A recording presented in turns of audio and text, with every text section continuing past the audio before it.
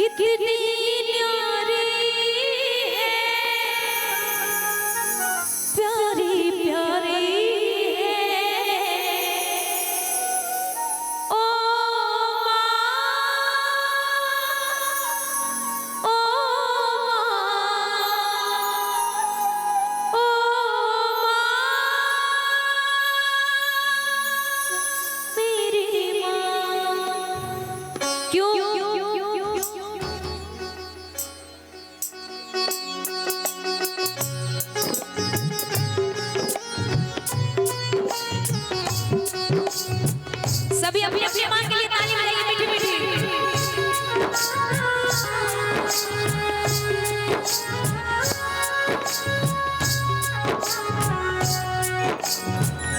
तू कितनी अच्छी है, तू कितनी भोली है, प्यारी प्यारी है। ओ माँ, ओ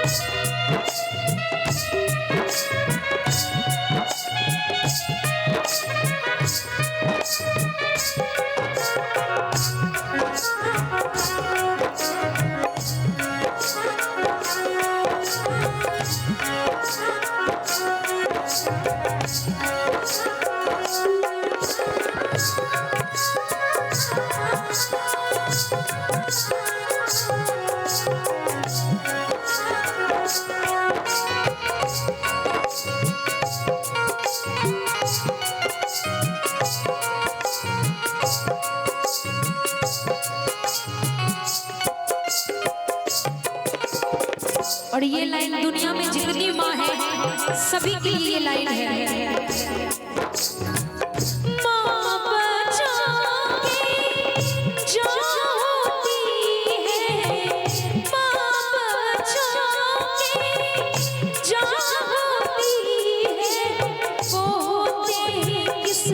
वाले वो होते हैं किस्मत वाले, जिनकी माँ होती है कितनी शीतल है, कितनी प्यारी है, प्यारी प्यारी है।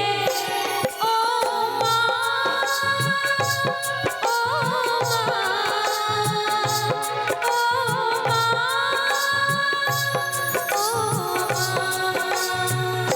तू इतनी दूर क्यों है माँ, बताना राज क्यों है माँ, तू इतनी दूर क्यों है माँ, बताना राज क्यों है माँ। मैं तेरा हूँ बुला ले तू, गले फिर से लगा ले तू। ओ माँ, ओ